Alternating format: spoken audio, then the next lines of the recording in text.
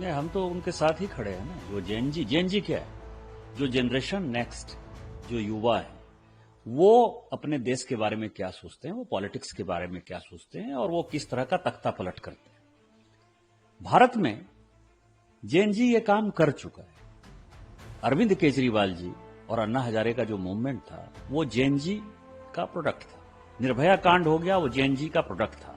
उस वक्त भारतीय जनता पार्टी ने एक बढ़िया काम किया कि उसने आग में जो है वो घी डालने का काम नहीं किया।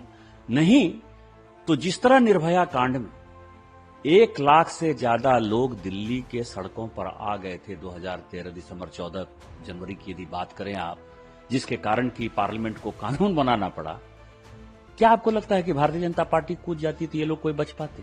गांधी परिवार के खिलाफ ही तो माहौल था ना, मनमोहन सिंह जी की सरकार के खिलाफ ही माहौल था ना। लेकिन भारतीय जनता पार्टी ने उस वक्त तय किया, माननीय प्रधानमंत्री जी प्रधानमंत्री पद के उम्मीदवार घोषित हो गए थे, उन्होंने तय किया, उनका यह फैसला था कि अपने को जो है भड़काऊ बात नहीं करना, इस संविधान के अंतर्गत काम करना है, क्योंकि यह संविधान बाबा साहब अम्बेडकर का है।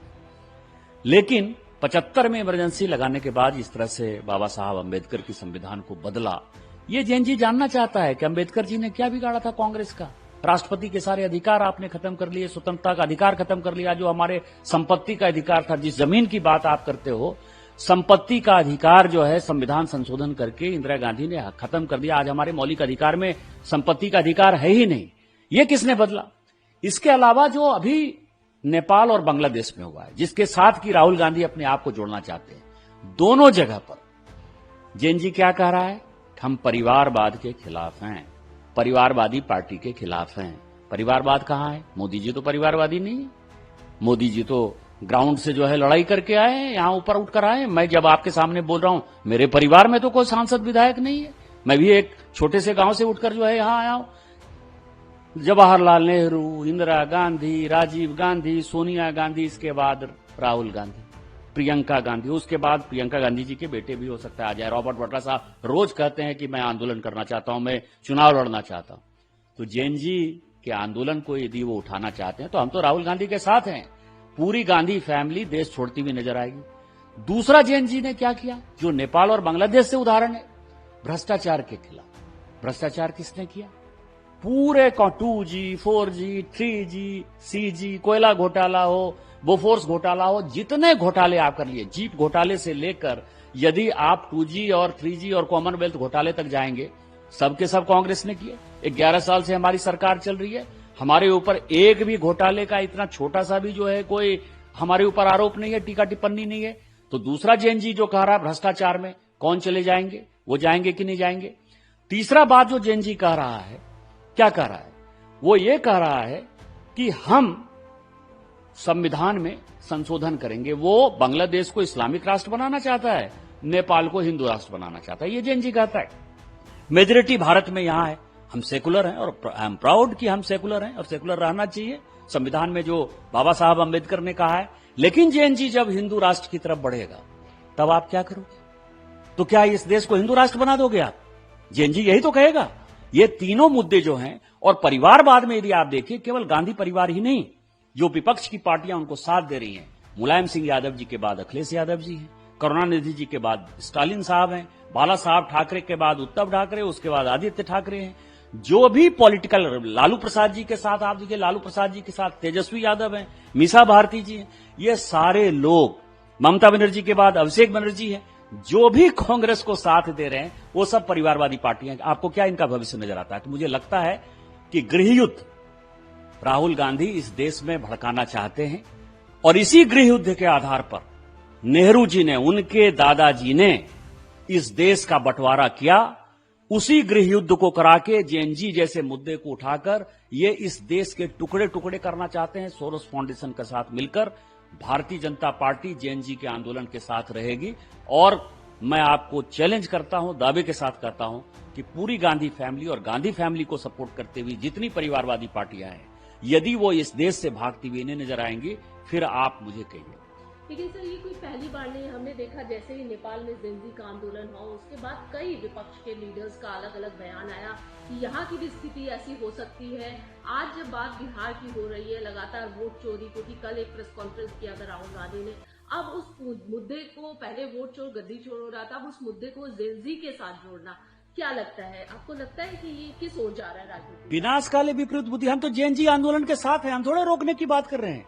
हमको डर नहीं है, भारतीय जनता पार्टी के किसी आदमी को डर नहीं है। जेएनजी के आंदोलन के आधार पर ही केजरीवाल बने। उन्होंने बाद में ये फैक्ट है कि भ्रष्टाचारियों के साथ समझौता कर लिया, चाहे वो कांग्रेस के साथ समझौता करना हो, चाहे लालू प्रसाद जी के साथ समझौता करना हो, चाहे स्टालिन के साथ समझौता करना हो, सबके साथ उन्होंने यूपीए के अंदर जो है चुनाव लड़ा, लोकसभा का चुनाव लड़ा, वो खत्म हो गया। निर्भया कांड जेएनजी हो चुका है। यदि इसके बाद भी दोबारा जेएनजी होगा, भारतीय जनता पार्टी उस आंदोलन का साथ देगी। और ये इतने दिन से जो कुंडली मारकर बैठे हुए भ्रष्टाचारी नेता हैं, परिवारवादी नेता हैं, जो 140 करोड़ लोगों में अपने परिवार के अलावा कोई दूसरा आदमी नहीं नजर आता है, हम माननीय प्रधानमंत्री जी ने कहा है।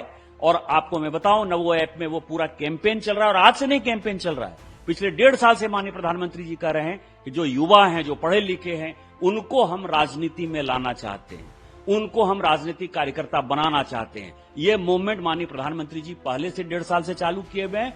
उस आंदोलन को हम लोग सभी धार दे देंगे। और इसके बाद ये जितने लोग हैं, चाहे राहुल गांधी जी हों, चाहे अखिलेश जी हों, चाहे स्टालिन जी हों, चाहे ममता जी हों, चाहे लालू प्रसाद जी के तेजस्वी यादव जी हों, यदि देश छोड़ते हुए इन्हें नजर आएंगे, फिर आप इस जेएनजी आंदोलन का तमाशा देखिएगा। इस बार भारतीय जनता पार्टी, पिछली बार भारतीय जनता पार्टी ने चूक की थी कि अरविंद केजरीवाल जी के आंदोलन में और निर्भया कांड के आंदोलन में जो है हमने जेएनजी का साथ नहीं दिया था।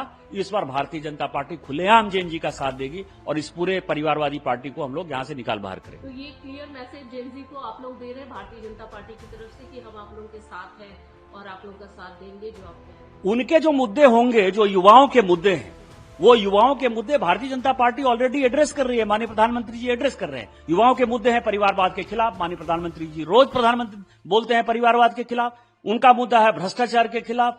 हम लगातार कहते हैं, प्रधानमंत्री जी कहते हैं न खाएंगे न खाने देंगे, तो हम भ्रष्टाचार के खिलाफ ऑलरेडी माननीय प्रधानमंत्री जी कैंपेन कर रहे हैं। और तीसरा सवाल यह है कि इस देश में क्या चलेगा। हम एक चीज पे जेएनजी के खिलाफ रहेंगे और शायद हम उसमें उनका साथ नहीं दे दें, क्योंकि हम एक सेकुलर कंट्री में हैं। माननीय बाबा साहब अंबेडकर ने इसको सेकुलर कंट्री बनाया है। वो हिंदू राष्ट्र बनाना चाहेंगे तो हम उसका विरोध करेंगे, क्योंकि हिंदू राष्ट्र जो है, जो यहां हिंदुस्तान में रहते हैं, वो ऑलरेडी हिंदू है। इसलिए संविधान में परिवर्तन करके कोई हिंदू राष्ट्र नहीं हो सकता है, ऑलरेडी वे ऑफ लाइफ है। लेकिन यदि वो संविधान में डालना चाहेंगे हिंदू राष्ट्र, तो शायद मुझे लगता है कि जेएनजी में भारतीय जनता पार्टी उसका साथ नहीं दे पाएगी। कल आपने राहुल गांधी का प्रेस कॉन्फ्रेंस सुना होगा। एक बहुत बड़ा आरोप लगा, इलेक्शन कमीशन पर आरोप लगा और ये कहा गया कि इलेक्शन कमीशन के ही अंदर से कुछ लोग हैं जो हमारी मदद कर रहे हैं, जो हमें जानकारी दे रहे हैं। अब राहुल गांधी एक बार फिर कह रहे हैं कि सुबह 4 बजे उठो, 36 सेकेंड में 2 वोटर मिटाओ, फिर से सो जाओ। ऐसे भी हुई वोट चोरी और चुनाव का चौकीदार जागता रहा, चोरी देखता रहा, चोरों को बचाता रहा। ये जो लगातार चोर आरोप लग रहे इलेक्शन कमीशन पे, कभी बीजेपी पे, ये हो क्या रहा है? देखिए क्या है, मैं 2-3 चीजें कहना चाहूंगा। जिस अलंध की बात उन्होंने कही, संजोग से पार्टी ने उस कलबुर्गी का, मतलब गुलबर्गा जिला का, जहां के मल्लिकार्जुन खड़गे साहब हैं, जहां के नेता, वहां का इंचार्ज मैं ही था चुनाव। और अलंध सीट जो है, कोई सीट जीते या न जीते, सभी को लगता था कि अलंध सीट हम जीतेंगे, क्योंकि वहां से कभी कांग्रेस जीती ही नहीं। यदि वोट चोरी का आरोप है तो तुमको तो इलेक्शन कमीशन को जो है धन्यवाद देना चाहिए कि उसके कारण 1952 के बाद पहली बार कांग्रेस वहां से चुनाव जीती। तो वोट चोरी आपने किया कि वोट चोरी हमने किया? हमको चुनाव हरवाया, हम चुनाव हारे, हमारे कैंडिडेट 7-8 हजार वोट से जो है गुत्तेदार साहब जो है चुनाव हारे। दूसरा सवाल यह है कि माननीय मोदी जी एक गरीब परिवार के लड़के, चाय बेचते हुए उनके पिताजी जो है उन्होंने पाला पोसा, माताजी ने कहीं दूसरी जगह काम किया। और सवाल यह है कि बहुत अच्छा हिंदी नहीं बोल सकते, बहुत अच्छी अंग्रेजी नहीं बोल सकते। गरीब का ऐसा ही है, मेरे साथ भी वही स्थिति है। तो ये जितने इलीट क्लास है, हाई सोसाइटी के लोग हैं, जो परिवारवादी लोग हैं, जिनके माँ बाप ने जो है उनको, किसी को ऑक्सफोर्ड, किसी को कैम्ब्रिज, किसी को ऑस्ट्रेलिया पढ़ने के लिए भेजा, उनके दिमाग में मिट्टी का आदमी, गांव का आदमी, गरीब आदमी जुड़ता ही नहीं है। इसीलिए माननीय प्रधानमंत्री जी के प्रति उनके मन में कोई सम्मान नहीं है। 2014 से, आज की बात नहीं है, 14 से ये 25 हो गया, आज तक आपने अच्छी बातें सुना है कि बोलते हैं? सोनिया गांधी जी बोलती हैं प्रधानमंत्री जी मौत के सौदागर है और ये कह रहे हैं कि चोर है डकैत। किसी प्रधानमंत्री जी को ये बोला जाता है? आप ये बताइए, हमने इतना विरोध किया। मनमोहन सिंह जी के बारे में हमने एक बार कहा कि वो चोर है डकैत है। हमने एक बार नरसिम्हा राव जी के बारे में कहा। जो राजीव गांधी के ऊपर भी जो है बोफोर्स का स्कैंडल हो गया, उतनी ही तो बातें कही ना। ये थोड़े कहा कि आपने यूनियन कार्बाइड को भगा दिया, आप कमीशन खोर थे, आप एजेंट थे। सीआईए के कई एक डॉक्यूमेंट आते हैं कि उन्होंने डिफेंस डील में कई एक जगह जो है एक एजेंट के तौर पर काम किया। लेकिन ये सारी बातें ऐसी हैं कि उस पद का सम्मान करना चाहिए। मुझे लगता है कि राहुल गांधी जी से ज्यादा घटिया मानसिकता का लीडर ऑफ द अपोजिशन न इस देश में हुआ है, न इस देश में होगा। और वो सोरोस फाउंडेशन के साथ मिलकर केवल देश को टुकड़े टुकड़े करना चाहते हैं और इस तरह का माहौल पैदा करना चाहते हैं जिससे कि देश जो है बर्बादी के कगार पर चला जाए। और जो 1947 में नेहरू जी केवल इस देश का जो है 2 विभाजन कर पाए, 2 टुकड़े कर पाए, इस देश को और कैसे 10 टुकड़ों में विभक्त करना है, ये उनका मेन टारगेट है। आने में